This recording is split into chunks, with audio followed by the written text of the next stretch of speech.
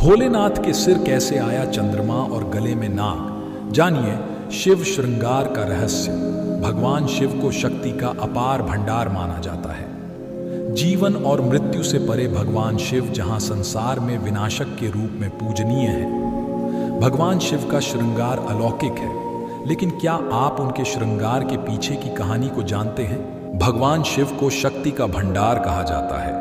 इसी कारण उन्हें महान देवी देवताओं में से एक माना जाता है। इसी कारण संसार में सदियों से उनकी पूजा की जा रही है।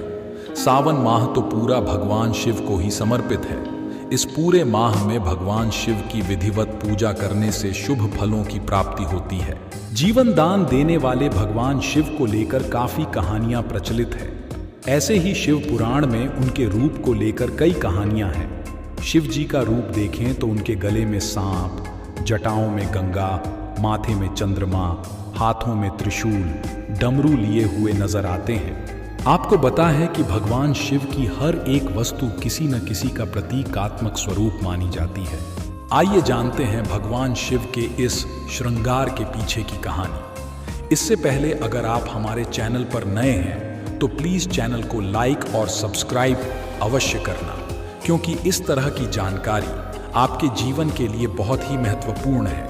क्योंकि ज्यादातर इंटरव्यू में इस तरह के क्वेश्चन पूछे जाते हैं। पौराणिक कथा के अनुसार जब देवताओं और राक्षसों के बीच समुद्र मंथन हुआ था तो उसमें कामधेनु गाय मां लक्ष्मी के साथ साथ एक प्याला विष भी निकला था, जिससे पूरी सृष्टि को बचाने के लिए स्वयं भगवान शिव ने इसको पी लिया था।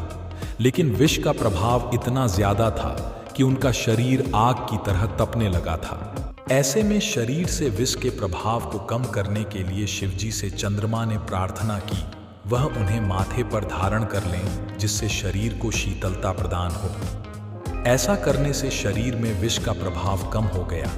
तब से चंद्रदेव शिव जी के माथे में विराजमान है और पूरे संसार को शीतलता प्रदान करते हैं। शिव जी की जटाओं में गंगा होने का कारण शिव पुराण के अनुसार भागीरथ ने मां गंगा को पृथ्वी पर लाने के लिए कठोर तपस्या की, जिससे वह अपने पूर्वजों को मोक्ष दिला सके।